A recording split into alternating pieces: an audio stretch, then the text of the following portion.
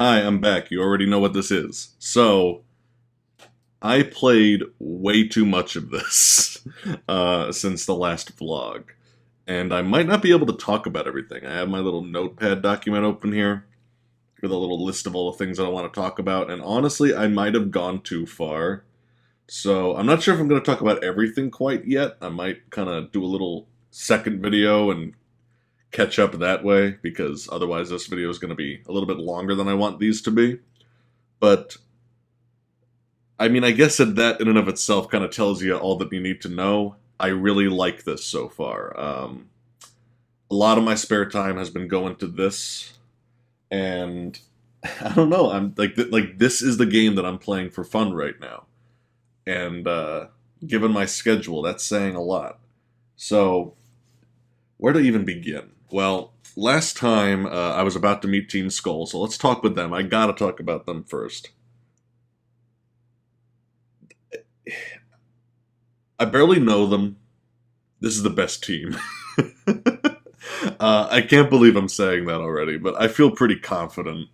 Um, they're just the best team. They're funny. They're a great idea. They're like it's just this shameless group of thugs.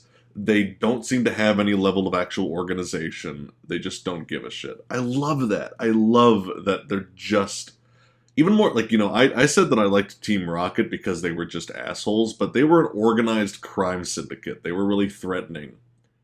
This comes across as a bunch of punk kids who like got nothing better to do with their time, and I love that. I honestly love that. Um, the scene where they're introduced, I guess I'll kind of spoil it, but it's really funny, and it's funnier than I'm going to make it out to be. But you're talking to the trial captain, who's like a pseudo gym leader. You go up to him, you're striking up a casual conversation, and you're learning more about how the trials work. And these two guys walk up like this. Literally, this is the default walk cycle for Team Skull. And they say, "What's up?" They freestyle and say, "We're gonna jack your Pokemon, yo!" And it plays this like badass hip hop song, and then the hip hop song immediately cuts, and the trial captain and the player character just kind of like stare at them for a second, and then the trial captain's just like, "So anyway, like I was saying, if you want to participate in the trials, I'm going to have to give you a test first." And the music just shifts back. It's brilliant. Because it's just like, what the fuck ever. They just brush it off. Like, they turn the fact that the grunts are no big deal into a joke. That's the best approach. Because the grunts are never a joke. Or rather, the grunts are always a joke in the Pokemon series. And they kind of have to be because you have to fight so many of them, usually in succession, that they're usually less threatening than the average trainer. They also tend to, like, ambush you. So, I think it's kind of reasonable that they're not as threatening as like your rival or like a trial captain or something like that. Like no joke, How is the only trainer that has given me like frequent problems. um like I've had a couple of tough fights, but I still can't get over the fact that How's Pokemon are actually really strong, considering how like lackadaisical he is. But anyway, I love Team Skull. I love the fact that Grunt A and Grunt B are like characters. They're literally like they're twins. They're the exact same character model, but it's just this funny ass duo that is just always trying to start shit, and they just can't. They're like incredibly incompetent supervillains. They tap into the Team Rocket from the anime. They tap into that kind of appeal really well. I don't know. I got nothing but great things to say about them. Um, I would say that it would be nice if they were a little bit more challenging, but since this game thus far has been a bit more challenging and much less brain dead, I'm not going to complain about that too much. It's fine that they're a little bit easier. I kind of feel like it enhances the joke, but their Pokemon are always like a little bit lower level than like the average trainer that you'll fight. Like the fucking youngsters. Like there's 8-year-olds on the same route where you fight them who have like stronger Pokemon. And again, that's part of the joke. I'm not complaining about that. But yeah, they're brilliant. I can't wait to see, like, what direction they take it in, because I've already seen some evidence that there's a bit more going on than what might initially uh, seem. So yeah, I like them. They're a great source of comedy, if nothing else. I've never laughed this much at a Pokemon game. I haven't laughed this much at a game since, like, the Mario RPGs. They're not quite that funny, because they just don't crack as many jokes. But the jokes that they crack, they usually hit pretty well in this game, I gotta say, because I don't know, like they have mastered the art of the unexpected joke. Like, it kind of pops out of nowhere, and that's why it works. But beyond that, I'll update you on the team as we go, like the team of Pokemon that I have. But a little game design note that I really appreciate is how open this game is in comparison to other Pokemon games. It's not too open where, like, you'll get lost or you'll get really easily distracted, and if you do all this side content, you're going to be really over leveled and nothing's ever going to challenge you again. Like, it's not. It's really well implemented openness. There's always, like, side paths and little optional nooks and crannies, optional trainers that you don't really need to meet and challenge. There's optional areas that have Pokemon that are exclusive to those optional areas, and they're all over the place. And they're implemented really, really well. I like them a lot. I just love being rewarded for exploration, and I love the fact that it doesn't feel like doing these optional things is over leveling me. I'm like a good 2 levels ahead of most of the trainers. That's kind of where I like to keep it. I don't really want to get much stronger than that. I don't really like completely outpacing the entire game. That's always something that I dread in these games. But for the most part, I got my balanced 6-man team. Most of them are, like, leveled, I think, 21 right now. Baltz the Pikachu is at level 23, and I'll tell you more about the team. But I just want to say, I really, really like this trial system, because it is totally just gym leaders, but it is different enough, and there's more to it. I don't know, like, I can already tell you, I mean, I'm assuming like, right now, where I am at the moment in the game, on the first island, there's a trial captain, which is a pseudo gym leader. Then there's the big kahuna, who is, the closest thing to a real gym leader. And now I'm on a second island, and I know that there's 3 trial captains, all who specialize in different elements. And then there's a kahuna. So I'm assuming that there's going to be a bunch of trial captains on each island. So, and I'm assuming that you fight either a trial captain or a kahuna per element, because of the way that the Z crystals work. And I do want to talk about that too. But every time you defeat one of these guys, like every time you overcome a trial or defeat a kahuna, you get this crystal. And it works with this magic bracelet that you have.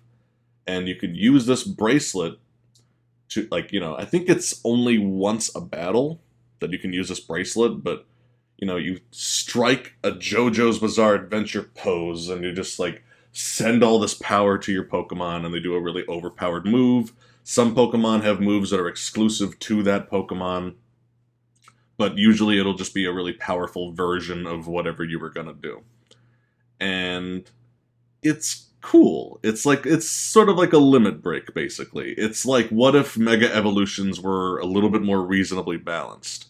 And they're very powerful, and you can use them to one-shot wild Pokemon pretty effectively. Not always, but pretty frequently.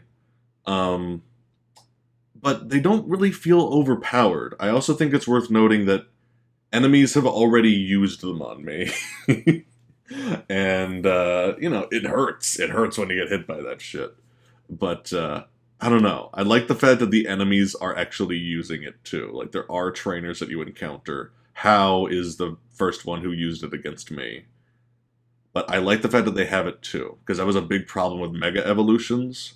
Not only was it really overpowered, but very, very few enemy trainers used it, and when they did, it was really predictable, and they weren't as good as at utilizing it because the AI level in that game was just so goddamn low. X and Y is one of the easiest Pokemon games ever made. But, yeah, no, like in this one they actually utilize it. And I like that it's, you can use this once per battle, use it well, especially in like the big trainer battles and the totem Pokemon. Let's talk about the goddamn totem Pokemon. um, I love that. I love the totem Pokemon. I've only fought two. I fought Wishy-Washy, that's the second one, and I fought, um, not Zangoose, Gumshoes. Um, Donald Trump. It's a shame about that because I really like that Pokemon's design, but now it's associated with Trump, so it's like ugh. I come to Pokemon to get away from the woes of the world. Thank you very much. I don't want to be reminded of him, but yeah, like it's pretty creative. They buff the shit out of their defense. Maybe later on they buff other stats. I don't know. I'm really early on. And they call for help from other Pokemon. The first one is pretty easy, but I was surprised by how long it took to take him down. It was pretty cool. It was a nice challenge. I felt like I actually had to think ahead and consider, like this guy does do a lot of damage. He can take me out pretty quickly. I actually found myself using items and like planning ahead and switching out Pokemon. Like even that is not something I usually had to do in the gym battles in the earlier games. But I was having a lot of fun. Wishy-Washy blew me away. That fight like took a while because you were fighting very tanky enemies. And I started out with my Pikachu, and then I moved on to my second form of Rowlet. I actually don't know his name, but his name is Sebastian because he's a cute little prep kid. But yeah, and I managed to get out of that, but Jesus, like, these are actually, pretty tough fights. They put up a fight, they're not over in, like, 5 turns. I liked it a lot. Also, Wishy-Washy is incredibly freaking creative, like, seeing all these this big school of fish come together to form a gigantic fish that actually had really good stats. That was really cool. I liked that a lot. A lot of decently creative Pokemon in this generation, I gotta say. Um, I love the concept of Wishy-Washy because you look at it and it's this sad little pathetic fish with its eyes watering. And when I looked at the Pokedex description, it says when its eyes start to water, the pathetic shine of it attracts all these other fish to come help it because they feel sorry for it. That's great. That's funny. That's creative. Like this is why I like Pokemon. Um, but yeah, so that was really cool. Let's see, what else do I have to talk about? Oh, the Kahuna, a little disappointing. Because it's just a gym leader, and with rare exception, unless it just happens to be a particularly tough one, the gym leaders are usually pretty disappointing. Because they use one type of Pokemon, and I mean, that's it. Like, there's not much else that really needs to be said. Like, I had a Slowpoke, it knew Confusion, I was gonna win this fight. And that's pretty much all there is to it. My Rowlet was also able to do pretty well against them, because, he had Peck, and flying is super effective against fighting. It is what it is. It was kind of a shame, because, the track that played during that fight was great. There was, like, a real build-up to it, but it just kind of disappointed me. It's just like, it's a typical gym fight. Maybe the other ones are better. I don't know. But thus far, the trial captains and their trials are really stealing the show for me. It's a creative idea. Just the fact that you're going up against multiple Pokemon at once and there's just one of you, it's like, whoa, overwhelming odds. I like that. I wish that there were more double battles. I've always loved double battles because I love seeing two of my buds working together and being friends. That's a big appeal of RPGs in general, just watching characters that you care about team up. But I would like to see more of that. But balance-wise, I gotta say that fighting against multiple Pokemon at once, and the pressure that puts on you, because in the second boss fight, There was a healer and a DPS slash tank. Like that, I don't think I need to say like why that was brilliant, because the big wishy-washy, he's really tanky. It took a lot of razor leafs and thunder shocks to take him down, but he summoned this Alamola or something like that, whatever it's called, the heart Pokemon with the hands. Um, and it healed him. It healed his status effect. Like my Pikachu used my Pikachu used Thunder Wave and paralyzed it, and I thought, okay, that's gonna make this a lot easier. Then that thing freaking cured it. Uh. Um, I don't know. I love the fact that they thought about stuff like that. Like he was paralyzed for a few turns, and that helped me out. But eventually, he wasn't anymore. I think that he started to outspeed me. I like that it kept me on my toes in that regard, because I couldn't really send out Pikachu again because he probably would have been one shot. Um, but yeah, I thought it was a really creative fight. I could see people getting stuck on Wishy-Washy. That's probably the thing that like surprised me the most. Like as I'm playing through this game, I'm thinking to myself, if I didn't have a 6-man team that was like pretty flexible, I would be in trouble in a lot of these fights. And I don't know. It's been a blast. I got nothing bad to say about the trial captains. Kahuna's the one Kahuna I've fought so far. I've already talked about the open structure.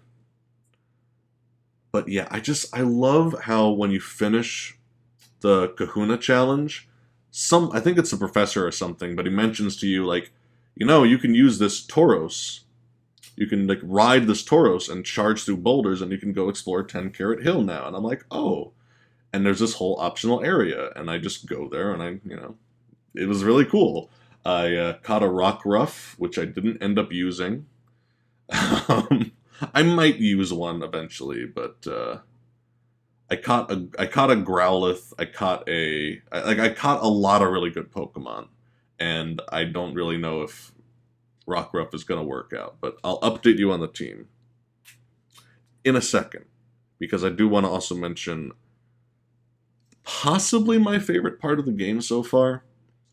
There was this magical moment where I went to this area that was covered in flowers, and it was already really pretty, and there were already really cool Pokemon in there. And as I was exploring, I saw like this sliver of a hole in a cave wall, and it was kind of hidden because it was behind all these tall flowers. And I go up to it, and I examine it, and and my guy crawls through the hole, and there's this entire hidden cave network with like a bunch of branching paths, optional like areas, and optional Pokeballs, or rather optional items and like some of them are actually useful. I'm using some of them, and it leads all the way to the shore where there's like another hidden item. And there's Pokemon in that area that don't appear anywhere else on the island. Holy shit. That was amazing to me, because it's like, I don't know if like somewhere far down the line someone mentions, oh, go to, I think it was called Seaside Cavern, go check that out. I was stunned. I couldn't believe what I was playing through. It's just like, no one told me about this. No one even hinted at this. I've talked to every single NPC at least once, and no one mentioned this optional area. I just found it because I was exploring, and it's not a tiny place. It's a big place. It's a bunch of winding paths with like actual optional Pokemon and items and cool music that might have been unique to that cave. I don't know. Fucking brilliant. I mean, that was amazing. And I have to go back there because there's water, and I have a Pokemon that can like take me across water now. And I will briefly mention this because it's one of the best changes that they've implemented, and it just gives me so much hope for the future of the franchise. But they got rid of HMs. I don't know if Surf is like not a move anymore. It might be. But oh my god, they wised the fuck up and got rid of HMs. Because that was such an obnoxious mechanic. Having to put this weak little move, Cut, or strength, or just some move that you didn't really want to put in your Pokemon that was really hard to forget once you taught it to someone. And you would have to dedicate this Pokemon, like, your 6th slot, to a Pokemon that wasn't really used for battle. It was just an HM slave that had like 4 of these otherwise useless moves that you just needed because you gotta cut down this tree. You gotta surf across the water. Like, surf is a good move, but you don't necessarily want to teach a flying Pokemon fly. You don't necessarily want to teach a water Pokemon surf. It's, it was always annoying. It was always restrictive. Thank God they got rid of it. They replaced it with the ride Pokemon, which is really brilliant. Just a great choice. No complaints from me. I wish that the outfit that you wore while you were riding wasn't so derpy, but that's pretty much my only complaint. It's derpy on the guy anyway. I assume that it's derpy for the girl. I'm playing as a guy, by the way. I don't think I mentioned that, but that doesn't matter at all. But, yeah, so I think that is enough territory to cover in one episode, but I will quickly update everyone on the team, because they're getting a little crazy, and I'm very proud of my babies, and I want to show them off. So, first of all, I'll start with the most recent addition. I just got this guy 2 hours ago or something, before I started to work. One of my favorite Pokemon of all time. This is Herdier. One of my absolute favorites. I have a lot of history with this guy and all 3 of his forms, because I caught one early on in Black and White, and I don't think I'm sure that a lot of you people already know this, but if you're an old school MC fan, then you know about my dog, Ollie. And he looks like this. He's a Silky Terrier. And he passed away, I want to say, a good 3-ish years ago, maybe? I'm not really quite sure anymore. Yeah, maybe 2 years ago. I'm trying to think of when I graduated, because he died around that time, unfortunately. But, a little bit before I graduated. But, yeah.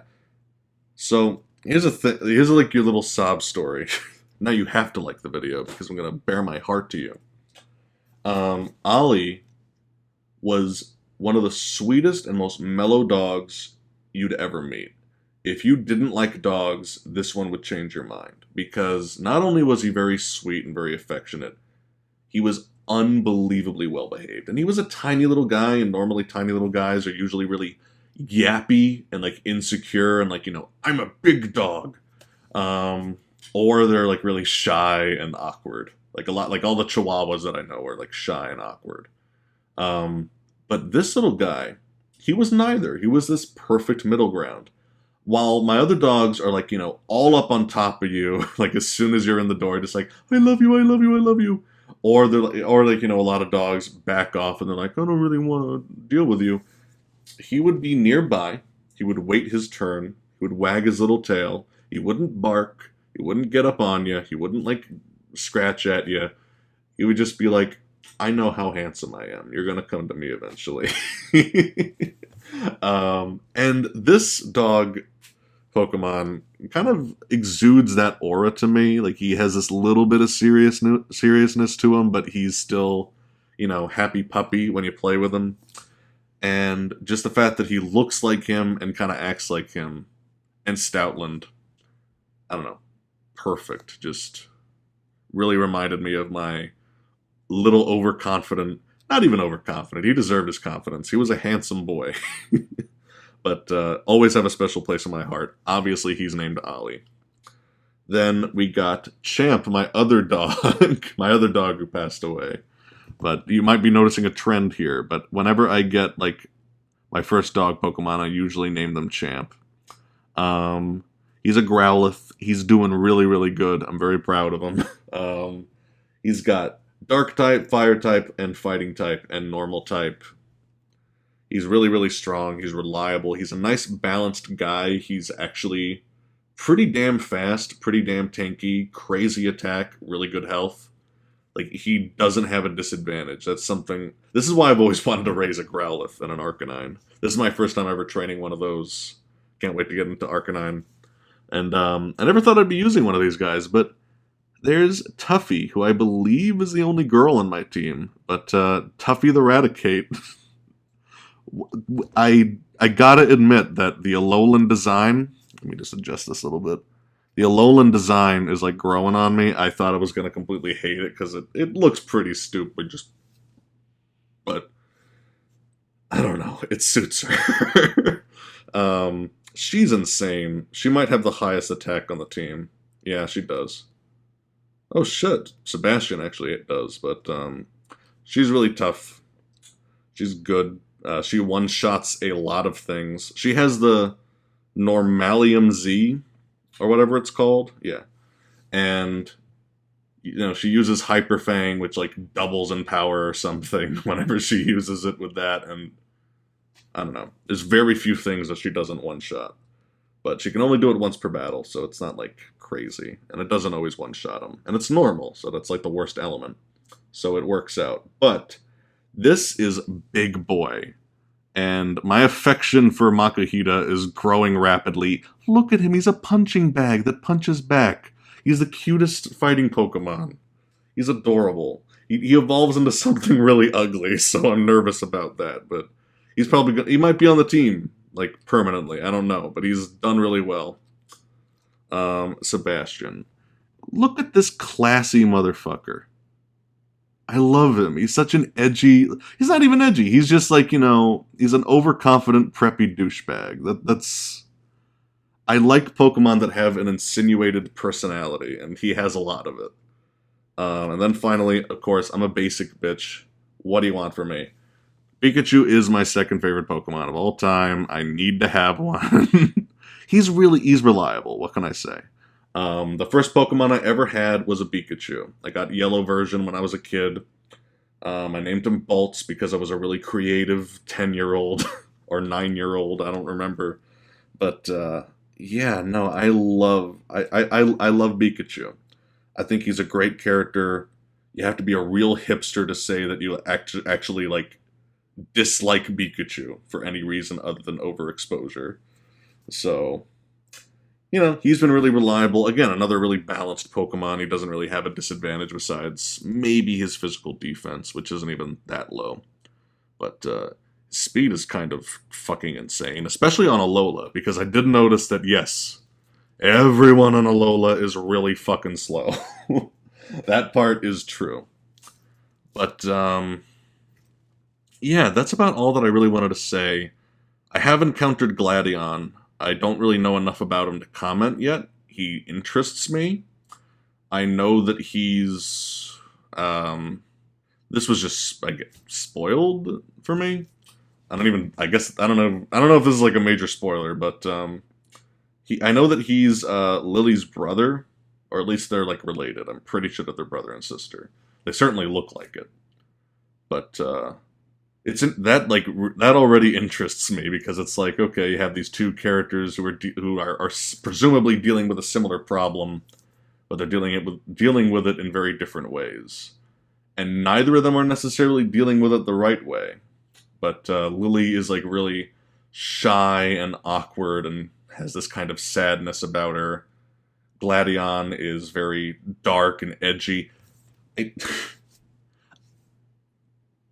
It should be, like, cringeworthy, but because he's 11, and he's been through a lot of shit, presumably, his pose when he's Pokemon battling is literally... Seriously, that's his pose. I'm being this is, like, less dramatic. I'm underselling how dramatic he is. But, I don't know. I already kind of like him. When Type Null came out, I was like, what the fuck? I need to look up that Pokemon. I forget. I don't remember what type he is, actually, but the name certainly intrigues me. His design was really cool. He looked like an abstract bronze statue. It was a really interesting design for a Pokemon.